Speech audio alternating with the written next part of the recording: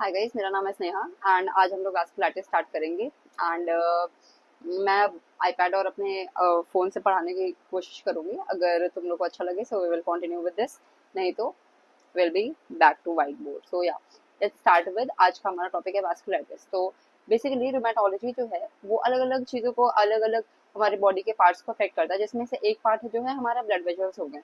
तो blood vessels में दो चीजें ये मेनली करता है, जिसमें हमारे पास पहला हो गया वास्कुलाइटिस, दूसरा हो गया हमारे पास वैस्कुलोपैथी।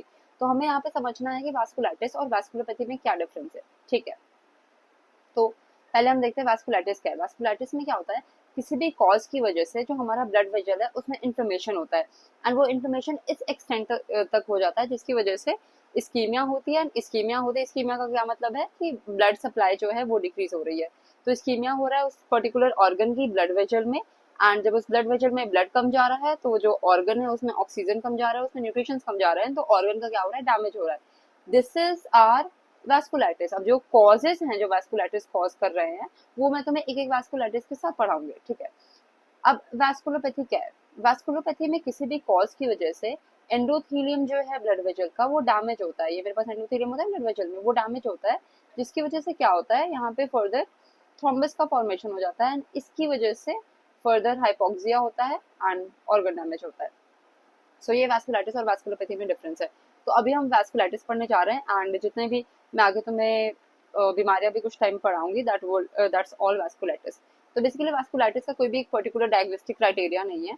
हमारे पास एक क्लासिफिकेशन क्राइटेरिया है जिसको हम लोग revised Chapel Hill consensus classification criteria बोलते हैं, जिसे हमने जिसकी मदद से वास्कुलाइटिस को क्लासिफाई कर रखा है into various types depending on the vessel कि कौन से साइज की ब्लड वेजल को वास्कुलाइटिस इन्वॉल्व कर रहा है। तो हमारे पास पहली है लार्ज वेजल वेस्कुलाइटिस, यानी कि लार्ज वेजल्स को इन्वॉल्व कर रहा है। लार्ज वेजल क्या है, अयोटा है।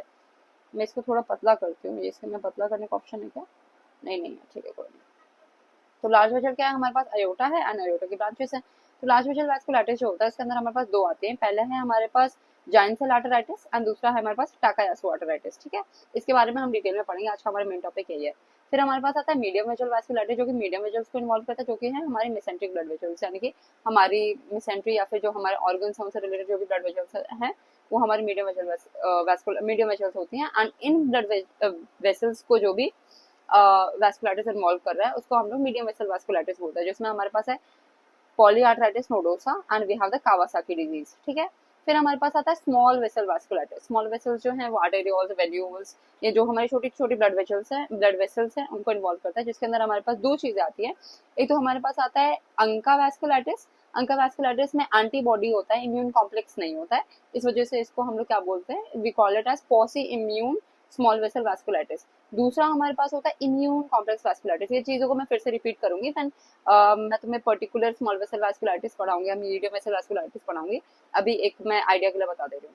फिर हमारे पास आता है वेरिएबल वेसल वैस्कुलाइटिस, जिसमें हमारे पास दो बीमारियां हैं, एक बेचेट है और दूसरा है हमारे पास कोगैन सिंड्रोम।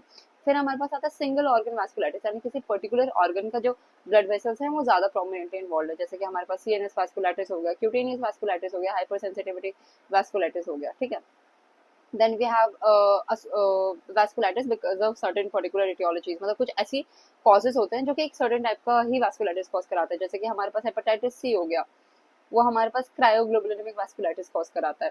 फिर हमारे पास हेपेटाइटिस बी हो गया, या फिर हमारे पास steroid induced immune complex vasculitis जो कि स्मॉल वेसल वैस्कुलाइटिस का टाइप है, या फिर स्टेरॉइड इंड्यूस्ड अंका वैस्कुलाइटिस हो गया, या फिर हमारे पास कोई मैलिग्नेंसी इंड्यूस्ड वैस्कुलाइटिस हो गया।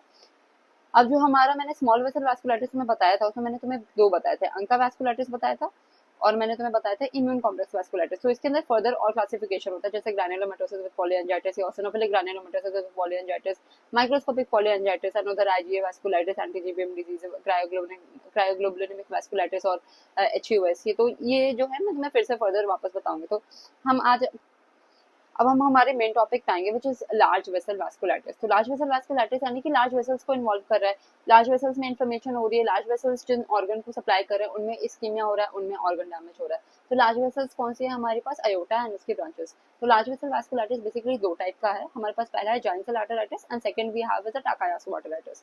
तो सबसे पहले will talk about the giant cell arteritis, so yeah let's get into it. तो जॉइंट सेल आर्टराइटिस यानी कि जो टेम्पोरल आर्टराइटिस है, ये बेसिकली मोस्ट कॉमन वास्कुलाइटिस है जो कि अडल्ट्स में पाया जाता है वर्ल्ड वाइड। ठीक है, क्या है मोस्ट कॉमन वास्कुलाइटिस जो कि अडल्ट में पाया जाता है world wide. Female male ratio जो है वो 2:1 होता है, यानी कि फीमेल्स में ज्यादा होता है। एंड इसका मीडियन एज ऑफ प्रेजेंटेशन जो है that is 72 years, mostly 50 years के बाद ही ये बीमारी हमें देखने को मिलती है, and Scandinavian and northern Europeans में ज्यादा मिलती है। So this is about the introduction of giant cell arthritis, यानी कि female male ratio is 2:1 and northern Europes and Scandinavians, and 50 years के ऊपर ही मिलती है and more than 72 years, and it is the most common cause of vasculitis in adults worldwide. ठीक है, तो बेसिकली इसके कुछ और नाम होते हैं, जैसे कि हमारा पहला नाम हो गया, यहाँ पे हम चलते हैं। हाँ, तो हमारा पहला नाम है जॉइंट सेल आर्थराइटिस इटसेल्फ। तो जॉइंट सेल आर्थराइटिस एक सही नेम है या नहीं है? जॉइंट सेल आर्थराइटिस जो है वो हमारी इस बीमारी को जस्टिफाई नहीं करता, बिकॉज जॉइंट सेल्स जो है, पहली बात तो सारे केसेस में नहीं होते हैं, दूसरी बात जॉइंट सेल्स जो है वो टाकायासु आर्थराइटिस में भी देखने को मिलते हैं। Same goes with the granulomatous arthritis name, दूसरा नेम इसका होता है ग्रैन्युलोमेटस आर्थराइटिस। फिर तीसरा नेम है क्रेनियल आर्थराइटिस। अब ये नेम जस्टिफाइड है या नहीं है? ये नेम भी जस्टिफाइड नहीं है, बिकॉज पहली चीज जो टाकायासु जो हमारा जॉइंट सेल आर्थराइटिस है उसका जब मैं तुम्हें पैथोफिजियोलॉजी की बात करूंगी तो उसमें क्या होता है, जो इंटरनल इलास्टिक लमाइना है ब्लड वेसल की वो डैमेज होते हैं, and that is an important part of the pathophysiology. तो जो हमारी क्रेनियल ब्लड वेसल्स हैं उनमें इंटरनल इलास्टिक लमाइना होती ही नहीं है, so that's why this name is not justified, and also extra cranial blood vessels भी इन्वॉल्व होते हैं। सो जो हमारा बेस्ट नेम है इस बीमारी के लिए दैट इज टेम्पोरल आर्थराइटिस। क्यों? क्योंकि जो most common blood vessel involve होती है that is the superficial temporal artery. कौन सी है? Superficial temporal artery. तो क्या sir superficial temporal artery involve हो रही है? नहीं, we also have certain other blood vessels like vertebral artery, ophthalmic artery, posterior ciliary artery. ठीक है, अब ये जो आर्टरीज हो रही है, जैसे मैं तुम्हें स्टार्टिंग के पैथोफिजियोलॉजी में बताया था वास्कुलाइटिस के कि there is inflammation, there is ischaemia and there is organ damage. तो ये जो ब्लड वेसल्स हैं इनमें इन्फ्लेमेशन हो रहा है because of certain risk factors जो कि मैं तुम्हें बताऊंगी। एंड अब ये जो जिस जिस ऑर्गन को सप्लाई कर रही हैं, जिस जिस एरिया टिश्यू को सप्लाई कर रही हैं, उनमें इस्कीमिया हो रहा है और उनमें ऑर्गन डैमेज हो रहा है, जिसकी वजह से क्लिनिकल फीचर आ रहे हैं, जिनका हम लोग हिस्ट्री लेके क्लिनिकल फीचर के बारे में पता करेंगे, हम लोग एग्जामिनेशन करेंगे, हम लोग उसके इन्वेस्टिगेशन करेंगे, and then diagnosis and finally management. So yeah हम लोग कहाँ पे हैं? हमने सारे नेम्स को जस्टिफाई कर दिया एंड हमने ब्लड वेसल्स देख लिए कौन कौन से ब्लड वेसल्स डैमेज हो रही है। तो ये ब्लड वेसल तो मुझ में भी है, ये ब्लड वेसल तुम में भी है, ये ब्लड वेसल सब में है। तो क्यों कुछ पर्टिकुलर लोगों को ये चीज हो रही है, मतलब टेम्पोरल आर्थराइटिस की प्रॉब्लम हो रही है? Because of certain risk factors that are present in people. तो रिस्क फैक्टर्स जैसे मैं हर जगह बताती हूँ, there are two types, they are environmental and they are genetic. तो हमारा टेम्पोरल आर्थराइटिस में जो रिस्क फैक्टर्स हैं, environmental is varicella zoster virus and we also have smoking, and for genetic we have HLA-DR-B104 and we also have MICA A5 allele. मैंने ये चीज यहाँ mention करके रखी है, risk factors environmental, genetic. Environmental में smoking, वारिसेला zoster virus and ये HLA-DR-B104 and mica A5 allele. तो मेरे पास रिस्क फैक्टर्स आ गए। मेरे पास 50 साल से ज्यादा उम्र की कोई फीमेल है, 2:1 मेल भी हो सकता है, एंड उसमें ये रिस्क फैक्टर्स प्रेजेंट है। ठीक है, वो स्मोकिंग करती है, उसको वायरस वायरस का इन्फेक्शन हो रखा है था, एंड उसमें जेनेटिकली ये वाले माइका A5 एलील जो है that is present, and also HLA-DR-B104। तो इसमें ये रिस्क फैक्टर्स प्रेजेंट है। तो ऐसी फीमेल में क्या होगा, हम लोग पैथोफिजियोलॉजी पे जाएंगे जिसमें अननोन एंटीजन आएगा। अननोन एंटीजन हमारी बॉडी में आया जिसको लिम्फोइड डेंड्राइटिक सेल्स ने डिटेक्ट किया, एंड इन्होंने जाकर टी सेल्स को बताया कि ये अननोन एंटीजन हमारी बॉडी में आया हुआ है, एंड टी सेल्स डिफरेंशिएट करेंगे T helper 1, T helper 2 and T helper 17 है यहाँ पे, सॉरी मैंने टी हेल्पर 3 लिख दिया है। ठीक है, टी हेल्पर 17 है, इसे ठीक कर देते हैं, टी हेल्पर 17। ठीक है, तो जो टी हेल्पर 1 है वो रिलीज करता है इंटरफेरॉन गामा, एंड वो दूसरी चीज क्या करता है, मैक्रोफेजेस को एक्टिवेट करता है। तो इंटरफेरॉन गामा जो है वो क्या करता है, जाके ब्लड वेसल्स को ऑक्लूड कर देता है, ऑक्लूजन कर देता है इंटरफेरॉन गामा, जिसकी वजह से ischemia, organ damage as we talked about. तो इसकी वजह से क्लिनिकल फीचर्स आएंगे। Second we have macrophages activate हो रहे हैं। मैक्रोफेजेस क्या करेंगे, IL-6 रिलीज करेंगे। IL-6 क्या करता है, इन्फ्लेमेशन। तो हमारे पास पैथोफिजियोलॉजी में फाइनली क्या हो रहा है, ब्लड वेसल का ऑक्लूजन हो रहा है, जिसकी वजह से इस्कीमिया हो रही है, जिसकी वजह से ऑर्गन डैमेज हो रहा है। And second we have is macrophages से IL-6 आ रहा है, जिससे कि क्या हो रहा है, इन्फ्लेमेशन। तो ये मेरे पास हो रहा है ऑर्गन डैमेज एंड मेरे पास हो रहा है इन्फ्लेमेशन। इसकी वजह से हमारे पास सारे क्लिनिकल फीचर्स आएंगे। सो लेट्स अभी तक हमने क्या बात किया, हमने वास्कुलाइटिस समझ लिया क्या है, उसकी क्लासिफिकेशन समझ ली। देन हम लोग लार्ज वेसल वास्कुलाइटिस में आए थे, जॉइंट सेल आर्थराइटिस, उसका मैंने इंट्रोडक्शन दे दिया थोड़ा बहुत, नेम्स को जस्टिफाई किया। देन हमने रिस्क फैक्टर्स पढ़ा। देन हम लोग पैथोफिजियोलॉजी में पढ़े। अब पैथोफिजियोलॉजी की वजह से ऑर्गन डैमेज हो रहा है, इन्फ्लेमेशन हो रहा है, जिसकी वजह से आएंगे क्लिनिकल फीचर्स। क्लिनिकल फीचर्स जो है 50-30-20 रूल फॉलो करते हैं। इसका क्या मतलब है? बेसिकली जो वास्कुलर जॉइंट सेल आर्थराइटिस है उसमें हमारे पास mainly will talk about two things like giant cell arthritis proper and polymyalgia rheumatica. तो बेसिकली 50% पेशेंट्स ऐसे होते हैं जो कि प्रेजेंट करते हैं, डॉक्टर के पास आते हैं, तो दे कम विद पॉलीमायल्जिया रोमैटिका प्रेजेंटेशन। 30% जो है दे प्रेजेंट विद पहले GCA followed by polymyalgia rheumatica and 20% followed पहले polymyalgia rheumatica followed by GCA. तो ये 50-30-20 रेशियो इंपॉर्टेंट है। अब क्लिनिकल फीचर्स जो है वो टिपिकल है एंड एटिपिकल है। तो टिपिकल क्लिनिकल फीचर 75% केसेस में प्रेजेंट है, एटिपिकल जो है वो 25% केसेस में प्रेजेंट है। तो सबसे पहले टिपिकल में हमारा पहला क्लिनिकल फीचर आता है हेडेक। हेडेक जो है वो मोस्ट कॉमन क्लिनिकल फीचर है, नॉन डेंजरस टाइप का है। तो मेरे पास पेशेंट आएगी अराउंड 50 ईयर्स के ऊपर उम्र की एक फीमेल पेशेंट आई मेरे पास, जिसने जो कि स्मोकिंग करती है एंड उसको इन्फेक्शन हो रखा था एंड जेनेटिक प्रीडिस्पोजिशन जो है वो तो मुझे देख के उसे नहीं पता चलेगा। एंड तो वो जो है आगे कंप्लेन करेगी कि उसको बहुत ज्यादा सर दर्द हो रहा है। तो मुझे कैसे पता चलेगा कि ये सर दर्द जो है वो डेंजरस है या नॉन डेंजरस है?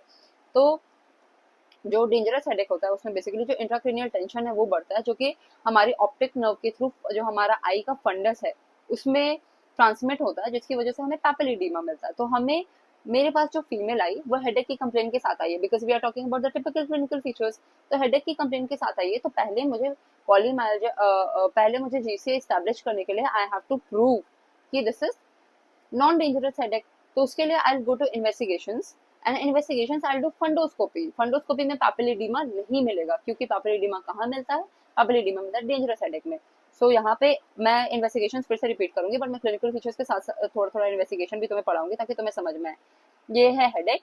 हेडेक में हम लोग क्या करेंगे? फंडोस्कोपी करेंगे to rule out dangerous headache. And dangerous headache में क्या होगा? पैपिलिडीमा होगा। ठीक है, इस केस में पैपिलिडीमा नहीं होगा क्योंकि it is a non dangerous headache. ठीक है, this was about for this is first clinical feature dangerous non dangerous headache.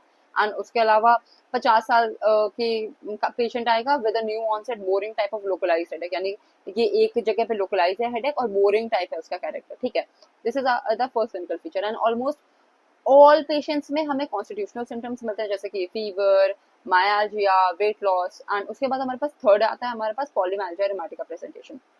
हम अभी टिपिकल की ही बात कर रहे हैं। हमने पहले क्या बात कर लिया? Headache which is the most common clinical feature, second is the constitutional जो कि ऑलमोस्ट सब में प्रेजेंट होगा, and third is the polymyalgia rheumatica presentation. This is the polymyalgia rheumatica presentation जो इसमें जिसमें दो चीजें आती है, एक तो इन्फ्लेमेटरी पेन हो गया, इन्फ्लेमेटरी पेन, एंड दूसरा हमारे पास क्या हो गया? स्टिफनेस हो गया। तो ये इन्फ्लेमेटरी पेन और ये स्टिफनेस जो है बेसिकली स्टिफनेस जो है वो दिन में प्रेजेंट रहती है, मॉर्निंग स्टिफनेस होती है, इंसान उठेगा तो उसको जकड़न फील होगी। एंड ये एक्टिविटी के साथ यानी जैसे जैसे वो अपने दिन के काम करेगा वो स्टिफनेस जो है, जकड़न जो है वो कम होती जाएगी। तो ये स्टिफनेस कहाँ प्रेजेंट है? पूरे शरीर में नहीं, मेनली 3 जगह पे होता है। शोल्डर्स में होता है, उसके अलावा नेक में होता है, उसके अलावा बैक में होता है। ठीक है, एंड ये एक्टिविटी के साथ रिड्यूस होता जाता है। तो we are talking about risk factors, then pathophysiology, then clinical features, typical GCA, atypical GCA. Typical GCA में हमने किस चीज की बात की? We talked about headache, we talked about constitutional symptoms and polymyalgia rheumatica. Next we have, हमें आंख में क्लिनिकल फीचर्स मिल सकते हैं, जिसमें हमारे पास सबसे पहले है loss of vision which can be unilateral, bilateral. Unilateral में भी it can be temporary, it can be permanent, and bilateral में भी टेम्पररी हो सकता है, परमानेंट हो सकता है। तो मोस्ट कॉमन जो है यूनिलेटरल टेम्पररी जो है वो मोस्ट कॉमन प्रेजेंटेशन होता है। नेक्स्ट विजुअल फील्ड में डिफेक्ट हो सकते हैं, एल्टीट्यूडनल हेमियानोपिया, यानी कि जो एल्टीट्यूड है उसमें सिर्फ आधा दिख रहा है। Next we have anterior ischemic optic neuropathy and ophthalmoplegia with diplopia मिल सकता है। ये manifestations are because of posterior ciliary artery का involvement। तो क्या क्या आई में क्या क्या है? आई में हमारे पास visual loss है which can be unilateral, bilateral, temporary permanent, and second we have visual field defects which is altitudinal hemianopia, anterior ischemic optic neuropathy, ophthalmoplegia with diplopia। Last हमारा फीचर आता है typical is the jaw claudication because of masticatory muscles के involvement की वजह से। ठीक है, masticatory muscles को जो भी ब्लड वेसल सप्लाई करती है उस ब्लड वेसल का इन्वॉल्वमेंट हुआ है, जिसकी वजह से मैस्टिकेटरी मसल्स जो है उनमें ऑर्गन डैमेज हुआ है। As we talked about, this is jaw claudication, masticatory muscle के इन्वॉल्वमेंट की वजह से। एंड वो केसेस जिनमें जॉ क्लॉडिकेशन और ऑप्थेल्मोप्लेजिया साथ में प्रेजेंट होता है उनमें 100% we can say that it is a case of GCA. ठीक है। Now let's talk about the atypical clinical features. Atypical clinical features में हमारा पहला है पायरेक्सिया ऑफ अननोन ऑरिजिन, दूसरा लिंगुअल आर्टरी के इन्वॉल्वमेंट की वजह से there is recurrent throat infection and recurrent cough, recurrent throat pain है, कफ है, एंड C5 रेडिकुलोपैथी, ठीक है। So we are talking about the typical and atypical. And इसके अलावा GCA में 30% केसेस में अयोटा का इन्वॉल्वमेंट भी होता है। अब अयोटा में क्या होता है, अयोटा में there can be thoracic aneurysm हो सकता है, और बहुत ही रेयर केसेस में अक्यूट कोरोनरी सिंड्रोम। तो ये जो थोरासिक एन्यूरिज्म है ये बहुत ही फेटल होता है, इस वजह से हम जब इन्वेस्टिगेशंस कराएंगे तो हमें थोरासिक एन्यूरिज्म को भी रूल आउट करना होगा। उसके लिए हम क्या करेंगे, we will do a PET scan. तो हम यहाँ पे इन्वेस्टिगेशन पे वापस आते हैं। इन्वेस्टिगेशन तो हमने हेडेक के लिए क्या किया, we did a fundoscopy, and हम लोग अयोटा के लिए क्या करें, we are doing a PET scan, right. Okay, now ये क्लिनिकल फीचर्स मैंने तुम्हें बता दिए। उसके बाद हम लोग जब एग्जामिनेशन करेंगे तो हम पेशेंट आता है तो क्या करते हैं, पहले हम हिस्ट्री लेते हैं, फिर हम उसका एग्जामिनेशन करते हैं, फिर इन्वेस्टिगेशन, फिर डायग्नोसिस पे आते हैं, डायग्नोसिस बनाते हैं, then we go to management. तो एग्जामिनेशन करेंगे तो हम लोग सुपरफिशियल टेम्पोरल आर्टरी जो है वो नॉड्यूलर सी लगेगी एंड टेंडर होगी, एंड उसके अलावा उसमें पल्सेशन जो है वो डिक्रीज होगा, ठीक है। मैंने अभी क्या क्या बात कर ली, I talked about the risk factors. Risk factors क्या था, इन्वायरमेंटल था, जेनेटिक था। इन्वायरमेंटल तुम्हें याद है, जेनेटिक तुम्हें याद है, ठीक है। पैथोफिजियोलॉजी की हमने बात कर ली, clinical features typical, atypical and aorta का इन्वॉल्वमेंट। देन एग्जामिनेशन में हमें सुपरफिशियल टेम्पोरल आर्टरी जो है नॉड्यूलर मिल रही है, टेंडर मिल रही है, और क्या हो रहा है, पल्सेशंस जो है वो कम हो रही है, बिकॉज ब्लड वेजल जो है वो डैमेज हो रही है, उसमें बहुत ज्यादा इन्फ्लेमेशन हो रहा है, ठीक है। नेक्स्ट, अब मेरे पास पेशेंट आ गया, मुझे हिस्ट्री ले ली मैंने, हिस्ट्री में मुझे समझ में आ गया कि अच्छा इसको हेडेक की कंप्लेन है और कॉन्स्टिट्यूशनल सिम्टम्स तो हैं इसमें। उसके अलावा आई में भी मुझे कुछ कुछ मैनिफेस्टेशंस मिल रहे हैं, जॉ क्लॉडिकेशन मिल रहा है, या फिर इसको बुखार है, but I can not establish कि किस वजह से बुखार है, but pyrexia of unknown origin हम लोग सारे इन्वेस्टिगेशन के बाद ही बताते हैं कि इसको पायरेक्सिया ऑफ अननोन ऑरिजिन है, ठीक है। तो ये मैनिफेस्टेशन सारे नहीं, किसी किसी ग्रुप मिल रहा है, तो जिससे वजह से I am thinking in the direction of giant cell arteritis, ठीक है। मैंने एग्जामिनेशन किया तो सुपरफिशियल टेम्पोरल आर्टरी जो है वो नॉडुलर मिल रही है, तो मैं जॉइंट सेल आर्टराइटिस के टर्म्स में सोच रही हूँ। सो मैं उस हिसाब से मैनेजमेंट करूंगी, उस हिसाब से मैं इन्वेस्टिगेशंस करूंगी टू कंफर्म कि पेशेंट को जॉइंट सेल आर्टराइटिस है। तो पहला पेशेंट हेडेक से आई थी, है ना, तो हमें रूल आउट करना था कि डेंजरस हेडेक है या नॉन डेंजरस हेडेक है। तो उसके लिए हमने फंडोस्कोपी किया है। फंडोस्कोपी में हम क्या रूल आउट करते हैं, पैपिलिडीमा। पैपिलिडीमा क्या होता है, एब्सेंट होता है, ठीक है। सेकेंड, हम लोग ESR और CRP करते हैं। ESR जो है पॉलीमाइल्जिया रूमेटिका में मोर देन 40 mm पर आर होती है, एंड यहाँ पे पर आर होगा, ये मैं हमेशा लिख देती हूँ ऐसे ही, ठीक है। एंड GCA में it is more than 100 mm पर आर, और ESR और CRP जो है वो GCA के 10% केसेस में लो भी मिलता है। तो हमने इन्वेस्टिगेशन में फंडोस्कोपी किया, एंड उसके बाद ESR CRP किया। Next biopsy. बायोप्सी हम लोग टेम्पोरल आर्टरी की बायोप्सी करते हैं, जिसमें हम लोग 4 से 6 सेंटीमीटर का लेंथ लेते हैं। क्यों लेते हैं, बिकॉज स्किप प्रेजेंट होते हैं। तो हम लोग बायोप्सी करेंगे, तो बायोप्सी में हमें क्या मिलेगा, हमें ट्रांसम्यूरल इन्फॉर्मेशन, यानी कि तीनों की तीनों लेयर्स जो हैं, ट्रांसम्यूरल इन्फॉर्मेशन, तीनों की तीनों लेयर्स इन्वॉल्व होंगी। उसके अलावा जो इंटरनल इलास्टिक लमाइना है उसका डिस्ट्रक्शन होगा। उसके अलावा हमें ग्रैन्युलोमा का फॉर्मेशन मिलेगा, एंड जाइंट सेल्स मिलेंगे 50% केसेस में, ठीक है। ऑल्सो जो ट्रांसम्यूरल इन्फॉर्मेशन है उसमें मोनोन्यूक्लियर सेल्स मिल रहे हैं, यानी क्या नहीं मिल रहा है, न्यूट्रोफिल नहीं मिल रहा है। न्यूट्रोफिल नहीं है तो क्या नहीं है, नेक्रोसिस नहीं है।